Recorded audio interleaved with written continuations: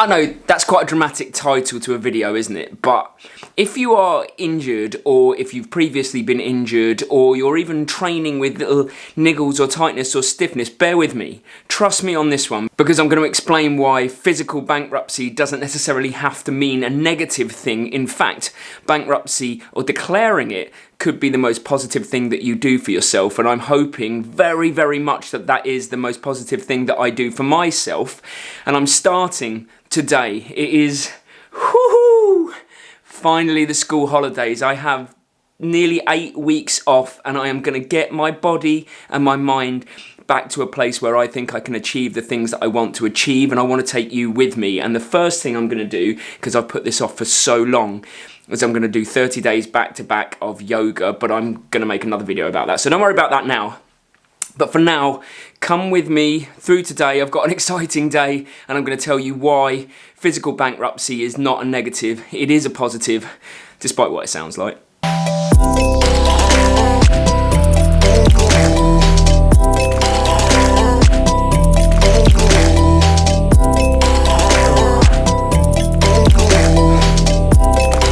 Day one done. And the reason that I'm doing all of this is because, let's be honest, if you follow the channel, if you follow my journey, for the last year since I was hit by a car, I've just had injury after injury after injury, and I haven't tried to get through this with blunt force. I haven't just tried to train through it. I've actually been sensible, but every time I get back into it, something else goes wrong, and it is super demoralizing and frustrating, and I'm declaring that physical bankruptcy so I can go back to the start. So today what I've got is, after this yoga, I'm going to try my first run in 2 weeks after the back's gone with Mary and Winnie this evening.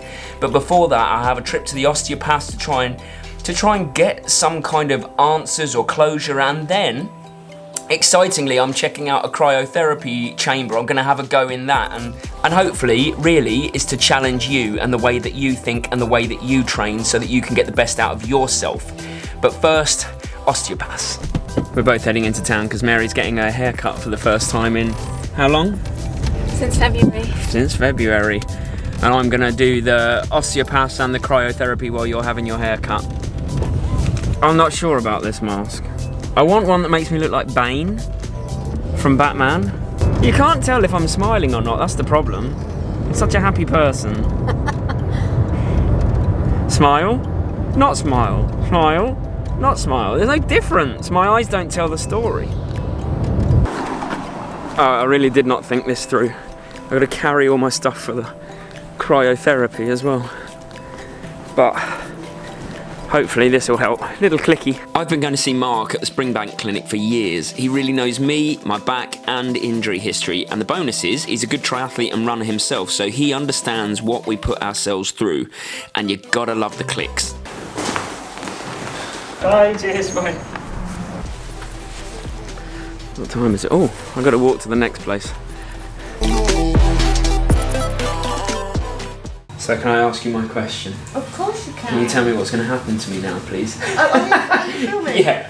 Basically, your brain's sending signals to your heart saying it's emergency, so it's endorphins, flight or fight sort of scenario, which means that the body draws the blood away from the limbs and towards the vital organs. Okay. So immediately when you're in there, you're burning calories, and they say that once you come out of the chamber, you will burn between 500 and 800 calories. Okay, so enough to eat chocolate now? Yes, so you will possibly find that you're feeling quite hungry later. Yeah. A lot of people do. And a lot of people find they get a very, very good night's sleep. Because really? The body's been working hard.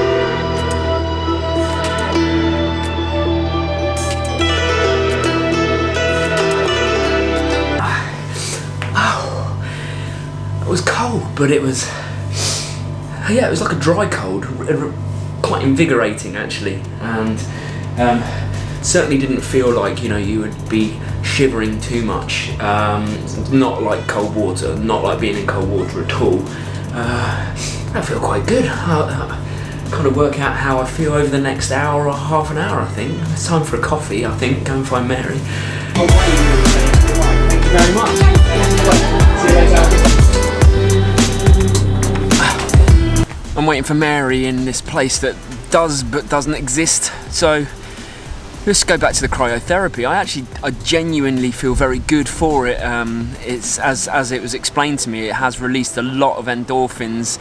I haven't had that feeling for a long time because I haven't been able to train because of the back, and I crave it and I really miss it. So that has been a huge benefit, being able to feel just that endorphin rush, and I'm hoping to get it twice today because I'm hoping that I'll be able to run later as well. But certainly did make me feel good, fresher. It actually feels like a challenge, and if you like a challenge, then that's a good thing to do as well, because, you know, I was told I could spend 3 or 4 minutes in there, and of course I went for the 4 just because I didn't want to do the 3.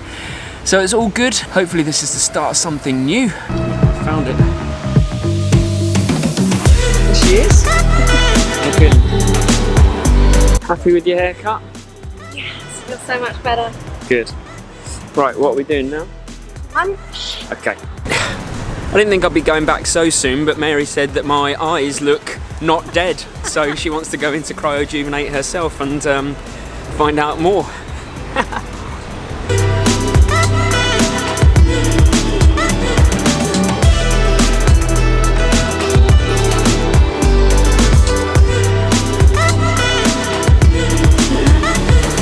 do you feel?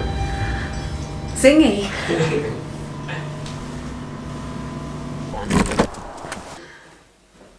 Nearly.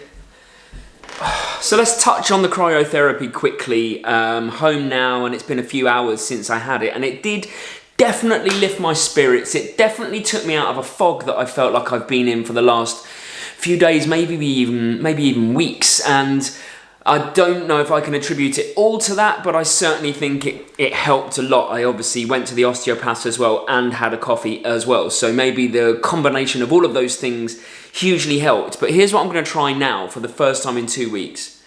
I'm taking this out for my first run for the first time in a long time. I'm going to see how the back holds up, and we're going to talk about why I think physical bankruptcy and declaring it is a good thing. Can I just highlight this epic moment when Winnie is so excited about going for a walk that she keeps twirling around and she has no idea she's about to run straight into her biggest enemy, the cat. Literally no idea until this. She literally jumped on it and it freaked her out. Aye.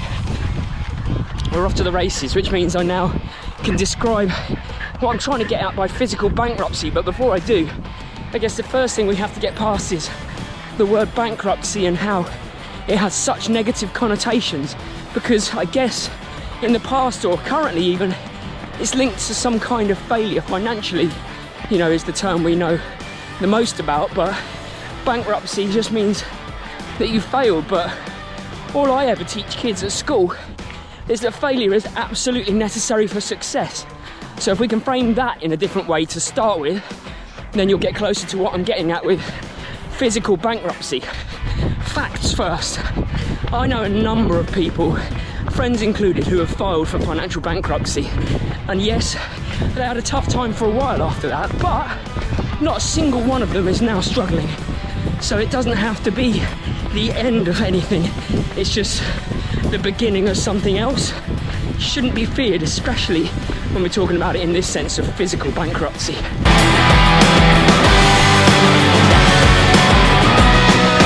So physical bankruptcy, for me, I guess is an understanding that this is a line in the sand for me. The way that I train, it doesn't work for me anymore, and I have to accept that.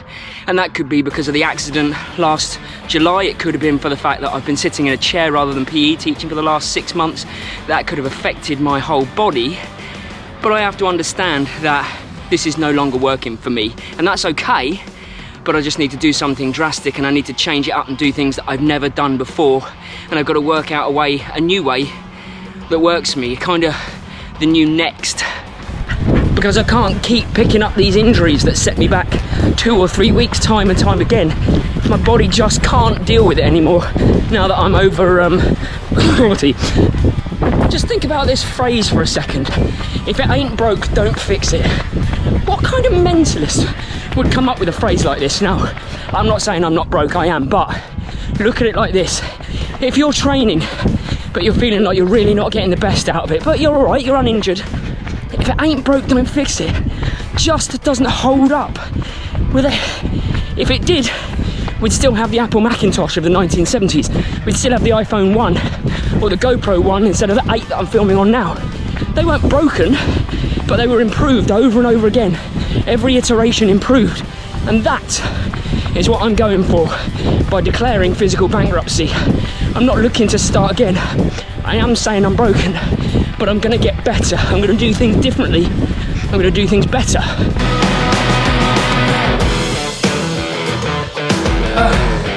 Well, here's the good first thing, is that I got through that without injury. No back pain, no plantar fascia pain. We're on the road back, I think. So that's why physical bankruptcy shouldn't be feared, because all it really is an understanding and an acceptance that the way you're doing things isn't working anymore, and it should be seen as exciting. It should be seen as a chance to really explore some other things. So this morning you saw me doing yoga. Have I done yoga before? Yes. Have I done it consistently? No. Have I ever done cryotherapy? No. Have I invested long term in osteopathy? And I don't mean going when my back's gone, I mean getting up ahead of it. No. And all of these things are just the start, really, of the things that I'm thinking of that I can add into my life and my schedule and my training to help me move on to the next level, move past these injuries. What I'm saying is, don't fear changing things up. If things are getting you injured, or you're running through pain, or you're running through niggles, physical bankruptcy is the way. It's an understanding, and I don't know if I've trademarked that phrase. I don't know if it actually exists or not, but it's just one that I use in my head, and hopefully it can help anybody else out there that's suffering the same things that I am and look at it in the most positive of ways. This is exciting for me. The possibilities are there, and hopefully you'll be on the journey with me, and before you know it, I will be racing again. But I do have to finish my stretching first, because stretching is something that I'm not going to compromise on. Hey, and before I go, I want to say a huge thank you, just a huge thank you to you who's watching this, who's been part of the journey for however long, whether this is your first video or whether you've been with us from the start. Thank you to those of you that drop in on Thursdays and interact with me on the live Q&As. It really makes them worthwhile, and I enjoy trying to give back as much knowledge in a slightly longer form video. And thank you to those of you that have signed up to Patreon for me to offer you some training plans or bespoke advice. Ricardo and Sai, you're the first ones on board, and a huge thanks to you too, and I'm looking forward to working with you in the future. And if you're new here and you're looking for a training plan, then I've linked some training plans right here, a playlist, everything from 5k to marathon training plans for you to get your teeth stuck into. And I'll see you Tuesday for a new updated 2025k training plan.